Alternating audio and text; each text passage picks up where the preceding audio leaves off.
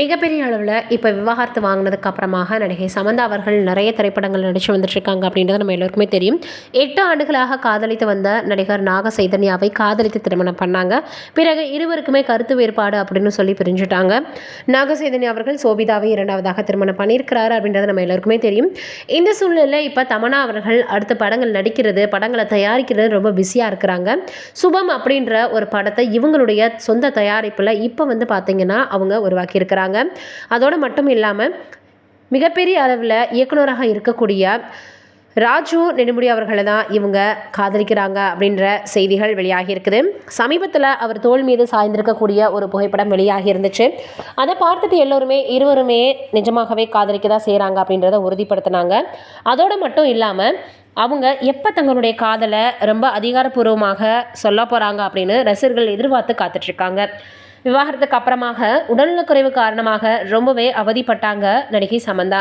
Myositis அப்படின்னு சொல்லக்கூடிய ஒரு நோயால் ரொம்பவே கஷ்டப்பட்டு வந்தாங்க. பிறகு வெப்தொடர்லையுமே இவங்க நடிக்க ஆரம்பித்தாங்க. தொடர்ந்து நிறைய இவங்க வெப்தொடர்கள் நடிக்க ஆரம்பித்தாங்க. இதை தொடர்ந்து இப்போ வந்து பார்த்திங்கன்னா அவங்க படங்களை தயாரிக்கக்கூடிய ஒரு வேலைகளில் ஈடுபட்டிருக்கிறாங்க. அதனால் சீக்கிரமே அவங்க இயக்குனர் ராஜு அவர்களை திருமணம் பண்ண போகிறாங்களா இல்லையா அப்படின்றத வெளிப்படுத்துவாங்கன்னு ரசிகர்கள் எதிர்பார்த்து காத்துட்ருக்காங்க.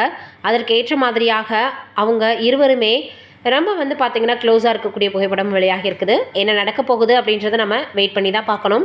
இது ஒரு பக்கம் இருக்க, பிரபல நடிகராக வளர்ந்து வரக்கூடியவர் தான் நடிகர் கவின் அவர்கள். அவர் இப்போ கிஸ் அப்படின்ற படத்தில் நடித்து வந்துட்டுருக்காரு. டாடா திரைப்படம் அவருடைய நடிப்பில் வெளியாகி மிகப்பெரிய அளவில் வரவேற்பை பெற்றிருந்தது. அதற்கப்புறமாக வந்து பார்த்திங்கன்னா அவர் நடித்த திரைப்படம் அவ்வளவாக ஓடலை அப்படின்னு தான் சொல்லணும். ஏன்னா அந்த அளவுக்கு அவருக்கு அந்த படம் பெயர் எடுத்து கொடுக்கல.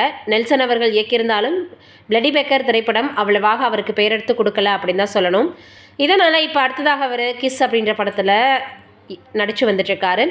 இந்த சூழ்நிலையில் அயோத்தியில் நடிச்சிருந்த பிரபல நடிகை ஒருத்தவங்க தான் அவருக்கு ஜோடியாக நடிக்கிறாங்க அப்படின்ற செய்திகளும் வெளியாகி இருந்தது. இப்போ அவர் நல்லபடியாக கம்பேக் கொடுத்துருப்பாரா, அந்த படம் நல்லபடியாக இருக்குமா அப்படின்ற மாதிரியாகவும், அந்த கதை எப்படி இருக்க போகுது அப்படின்ற ரசிகர்கள் எதிர்பார்த்துட்ருக்காங்க. நிச்சயமாக கவின் அவர்களுக்கு மிகப்பெரிய அளவில் இது வரவேற்பை கொடுக்குமா அப்படின்ற மாதிரி அவருடைய ரசிகர்கள் எதிர்பார்த்துட்ருக்காங்க. என்ன நடக்க போகுது அப்படின்றத நம்ம வெயிட் பண்ணி தான் பார்க்கணும். நீங்கள் என்ன நினைக்கிறீங்க அப்படின்றத மறக்காமல் கீழே இருக்கக்கூடிய கமெண்ட்டில் சொல்லுங்கள். இந்த திரைப்படம் நல்லபடியாக வெற்றியடையணும் அப்படின்னு நம்மளுடைய சார்பாக அவருக்கு வாழ்த்துக்களை தெரிவிச்சுக்கலாம்.